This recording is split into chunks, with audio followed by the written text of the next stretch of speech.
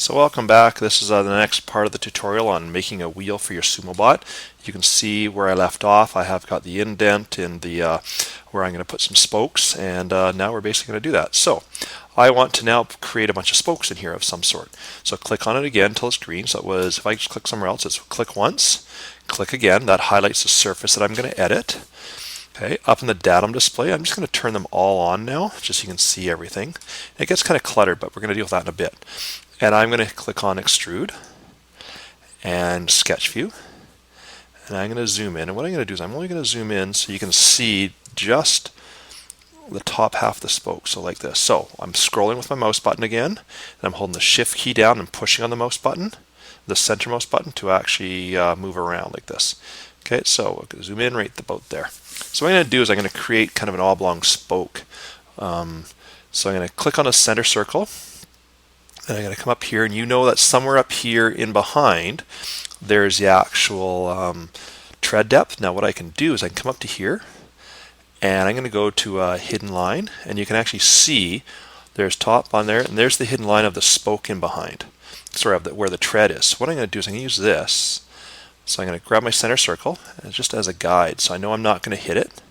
Okay, I'm going to go about there, and I'm also going to see if behind there's my axle hole. And I don't want to hit that either, so I'm going to leave this spoke up a bit higher like that.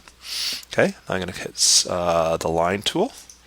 And now what I'm going to do is I'm going to start here, and I'm going to come kind of, there's kind of quarter way. I'm going to go just below it, and I'm going to come close like this, and I'm going to scroll in, and this is, I'm going to go tangent basically. Okay, and you can see the letter T. I don't know if you can see it, but there's a T there, and that's tangent there. Okay, and I'm going to center mouse click once. And I'm going to go and create another one here. And then I'm going to come down, I'm going to scroll in, you can see the letter T. Okay, tangent means it touches the circle only in one spot and no more. Okay, now when I hit select, you're going to notice this doesn't fill in. Okay, and that's because it's not one solid object, there's these parts in between. So I have to go up and delete some segments. If I click here, okay, I'm just going to hold it there for a second, delete segment. Click on it, and then I hold my left mouse button down and I just drag it to the sections I want to get rid of. Those are gone.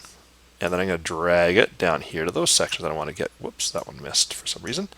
And they're gone. Now, when I click on select, I'm now filled in. And because I'm filled in, I know that I can extrude it. So I'm going to get out of this mode, and I'm going to go back to here. I'm going to go shading with edges because I like shading with edges. Okay, there's my sketch. Click on OK.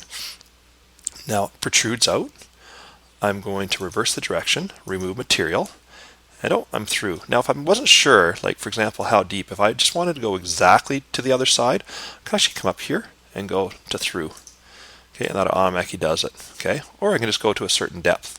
Okay, so there I go. There's my first spoke. I'm going to click OK. Now what I'm going to do is I want to pattern that spoke around. Okay, and before I go too much further, extrude here, I'm going to call this one my spoke. Okay. So I'm going to pattern this. So again, I just click on, I can, click on here for spoke, it's highlighted. I'm going to look at it from the front view. So let's go front. Nope, sorry, that's back. Sorry, let's go from the back view then. Back view, okay. And what I want to do is pattern it around there. So I've clicked on it, and I'm going to click up here, pattern. Okay, now, what I want to do is I want to pattern it around an axis that's right there. Okay. And there's all these different displays on right now. So I'm going to come up to here. I'm going to get rid of all the displays at first. Then I'm only going to turn the axis one on. Okay, I'm going to click somewhere else. Now what you can't see, and it's hard to see, but there's right in here, there's an axis. Okay, and what I have to do up in this pattern screen is where it says dimension, I'm going to go to axis. And now when I come along, you can see that it highlights the axis right there. And I click on it. And it's going to put 4 holes all the way around. Okay, now 4, no, I don't want 4, I want 6. So here's where a bit of math comes in. 4 times 90, 360 degrees. I'm going to put 6, and 6 times 60 is 360 degrees. Okay, and then I'm going to look at it. Oh, it doesn't want to let me look at it, so I'm going to have to hit OK. And there now are my spokes. Okay, that's looking pretty cool. Okay, I kind of like that. And I guess the last thing maybe I'm going to do is I want to add a little nub, so it looks kind of like there's a bit of a nub there. So I'm going to click on the surface, and again, go extrude, and I'm going to go 2D. I'm going to zoom in, and what I'm going to do, I'm going to go back to sketch. Okay, oh, sorry, to hidden lines, so I can see it there. And I'm going to sketch a circle right over top of that, so I know that it's definitely over top. If I want to change the depth of my axle, go OK. I'm going to get out of this now, go back to shading, and there's my nub. That one kind of sticks out too far. Maybe I'll put a little point on it and run and shred other people's tires. But I'm going to take that and, I don't know, double click that, I don't know, maybe 0.1 of an inch, not very high. Okay, click OK, and then I don't like it being square like that, so I'm just going to click on it, and then I'm going to go to round, and basically, whoops, I missed that. Let's try that once more. So I'm going to click on this edge. No, it's not going to want, there we go. Click on the edge, go round, round it over like that, go OK. Okay, and maybe the last thing I want to do is my inside of my rim. Yeah, I don't like that either, so I'm going to click on this rim, and I'm going to round, and I think before it was 0.05, yeah, I'm going to leave it at 0.05. Click OK. So, there's kind of my finished product of my rim. Yours does not have to look like this at all. I'm sure you can come up with very different variations of this. My suggestion to you is this overall diameter can be anywhere from 1 inch to 2 inches. I wouldn't go much bigger than 2 inches. But yeah, you can kind of just go from there. Now you look here, you'll see down the model tree I didn't get to any points. So extrude here, that's going to be, I'm going to call that the, I don't know, let's just call it the nub, for lack of a better name, right?